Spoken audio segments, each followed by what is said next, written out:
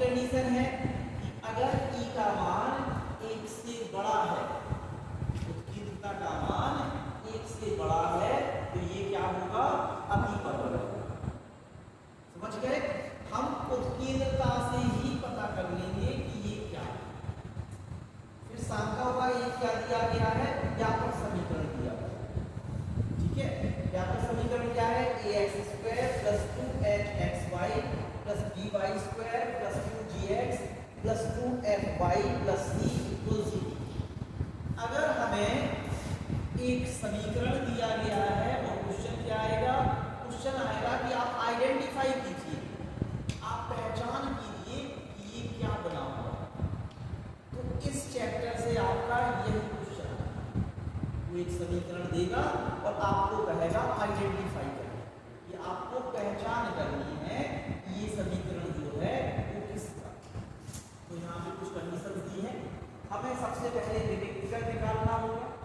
विविक्तकर का फॉर्मूला दिया हुआ है।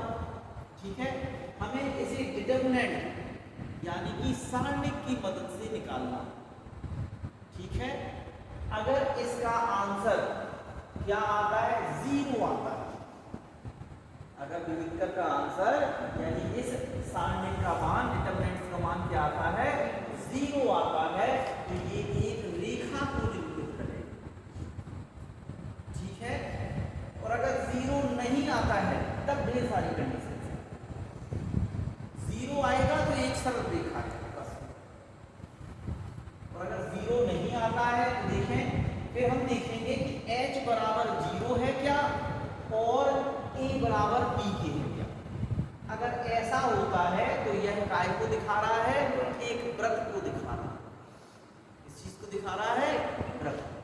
दूसरी कंडीशन, विविक्तकर का मान अगर 0 है लेकिन h² छोटा है a × b से, h² का मान a × b से छोटा है, तो ये क्या होगा, दीर्घवृत्त होगा।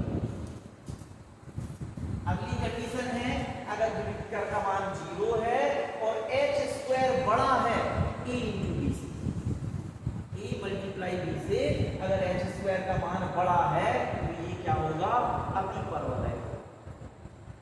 ठीक है, फिर आगे देखें, अगर विविक्तकर का मान 0 आता है और h² का मान बड़ा आता है ab से, लेकिन a + b 0 आता है, तो ये क्या होगा, एक समकोणिक अतिपरवलय होगा।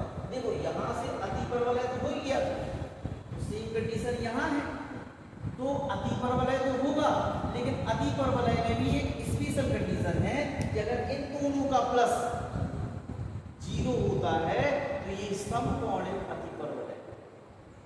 ठीक है, नेक्स्ट कंडीशन क्या है, अगर विविक्तकर का मान 0 आता है लेकिन h² बराबर है, यहाँ देखो बड़ा छोटा दोनों चीजें जानी।